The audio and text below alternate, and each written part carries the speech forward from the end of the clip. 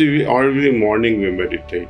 Then what happens? After meditation, you become your old self.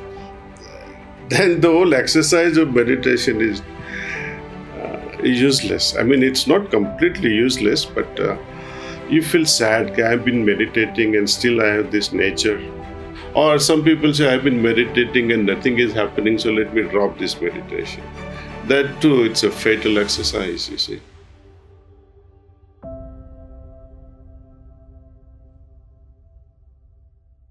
Well, meditation is such a thing. We can not influence even our children, but we can become example to our family members and later on to our friends and community at large. We can motivate others who are talking to us. Through our own practice, when we have changed, when we have ourselves become an example, that yes, that this person is also who has taken something like a polio vaccine, he has taken a meditational vaccine that keeps the mind very healthy under all situations, calm under all situations, and very loving heart. So it's not only regulation of the mind, but also it affects our heart in a very good way, spiritually, emotionally, and also at a physical level. People who meditate, their stress level is so low, and compared to other people who are not meditating, their heart health, their blood pressure, everything remains, I think, within normals. And they're easy to, if at all the blood pressure goes up for such individuals, it is easy to regulate it very fast. Meditation helps us in many, many, many ways, actually. Not just in realizing godliness, but realizing our weaknesses and strengths. Because whenever we close our eyes, what comes to our mind first? That's what these are all reminders. In our quiet moments, we see our strengths and our weaknesses. And when we see our strength also, we can say, okay, I can still become even more, I would say I can still become better in that particular field. And when weaknesses come and we are helpless and say, my God, I'm not able to get out of this weakness, it's okay. That's why we have gurus and masters. We have to pray to them and say, please, I know I have this defect, but I need your help. Please help me get rid of this mistake, get rid of this defect that I have. So this is how we can change ourselves, and the world sees us, your family sees you changing every day. Automatically, you become like a magnet. They will say, what is so different about you? How did you change yourself so rapidly? Then you can talk about our system and say, look, try this, it will help you. It helped me, it can help you too.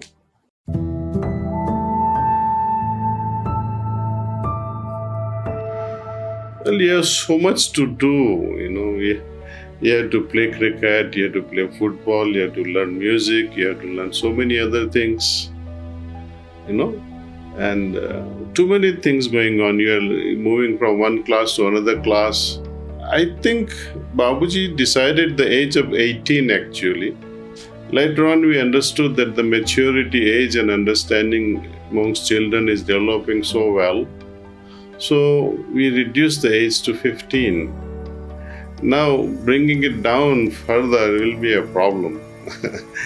Moreover, at the age of 15, you are tempted just because your parents are doing meditation, and you, out of curiosity, you'll say, let me do this also. But you may not be able to practice regularly.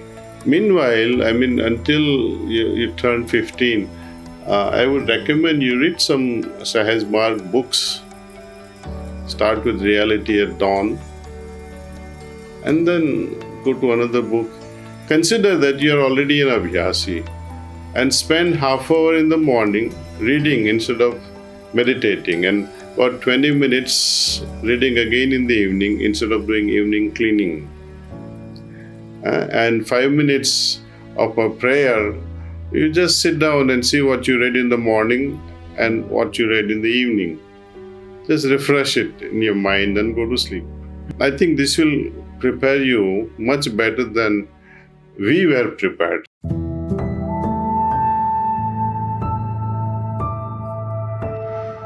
Witnessing bhava is highly recommended in our scriptures that develop this witnessing bhava. Before we try to understand what is witnessing, what is the difference between my witnessing and observing a particular thing.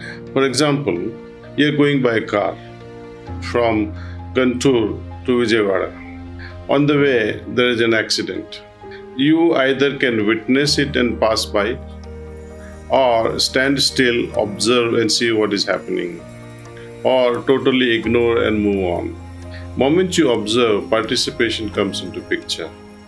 Witnessing from a perspective that I am not witnessing this, I am not even witnessing this. It is the self within me, the Atman or the Master or the God is watching all these things. These attitudes, actually the attitude of witnessing is cultivated for one purpose, so that we are not affected by what we are witnessing. And the credit for good or bad goes to the one who is witnessing from within us.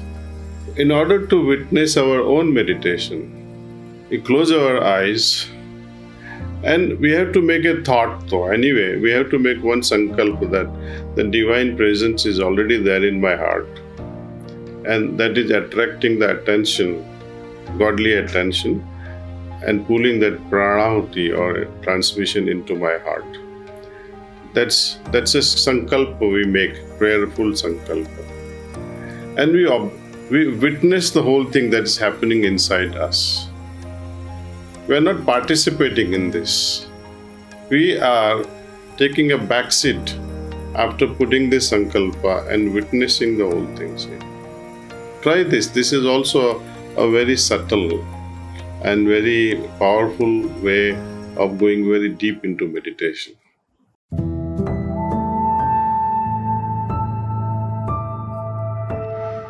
You have already taken for granted it is the pause and the go, then go into poise.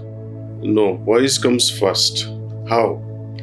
For example, when you pause and your heart is not at poise, how will that pause be meaningful? You are going for shopping and you forgot your credit card or your cash in your pocket. You paused for that cash or credit card, but your pocket is empty. So, how do I create that poise? And is poise static? The state of poise can be created or can be cultivated, and it can become our own wealth, our own treasure, every time we dive deeper into ourselves. This becomes possible with every meditation. Whenever we meditate, close our eyes and try to receive this transmission, pranahuti, in our hearts, allowing this pranahuti to take us to a different level, to a different dimension. We just remain witnessing that very moment. Witnessing itself becomes a very deep experience, and we are observing that how this consciousness is moving from one level to another level, and you're becoming one with that consciousness. And when you open your eyes, maybe after 20 minutes or half an hour or 1 hour of meditation, and we brood over this poised state, which is so magnetic in nature. It holds us inside. And even if you want to try to come out of it for a moment, it becomes quite difficult at times. Nevertheless, we are worldly people, we are business people. We have to come out of it slowly.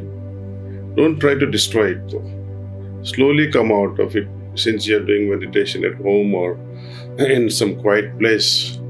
Right after meditation, maybe you are doing pranayama, maybe you are doing some asana, maybe you will have a cup of tea, maybe you have to drop your child to a school. All this can be done as if you are carrying a tea cup in your hand and going walking or jogging without letting this drop fall. Like that, with that carefulness, with that alertness, we move into the world, holding that poised state inside ourselves. And each time we recall this poised state, it will only deepen. It will only become more intense within us.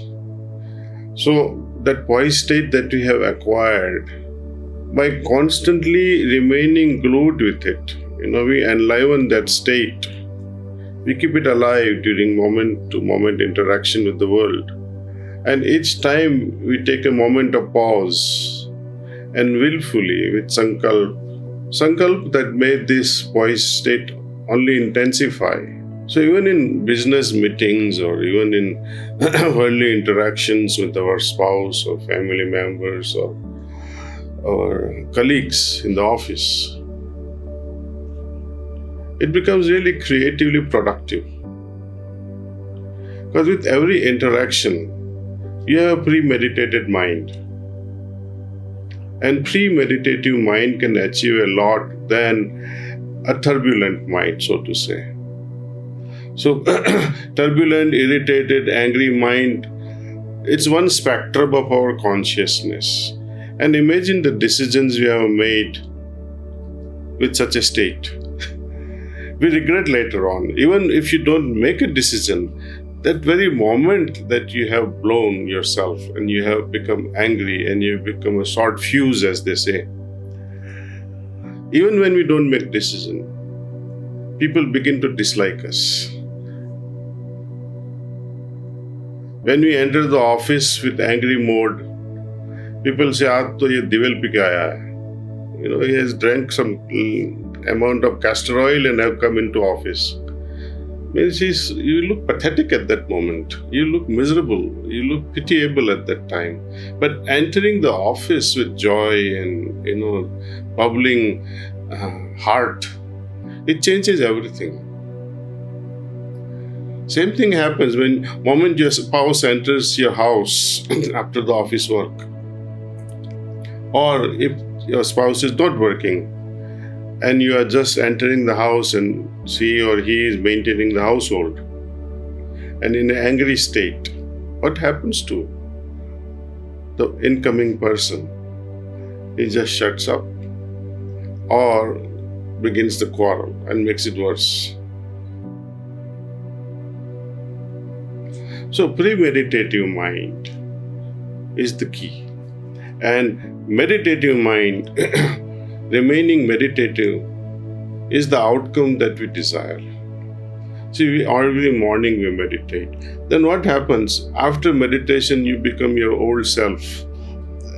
Then the whole exercise of meditation is useless. I mean, it's not completely useless, but you feel sad. I've been meditating and still I have this nature. So you will work upon yourself in a very positive way. See, or some people say, I've been meditating and nothing is happening, so let me drop this meditation. That too, it's a fatal exercise, you see. So once you have decided that this is the type of meditation I would like to indulge myself with, commit yourself.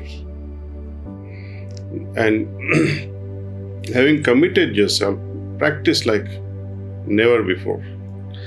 Practicing with a lot of gusto, a lot of energy, a lot of enthusiasm, interest is the key to any success, be it business world or spiritual world.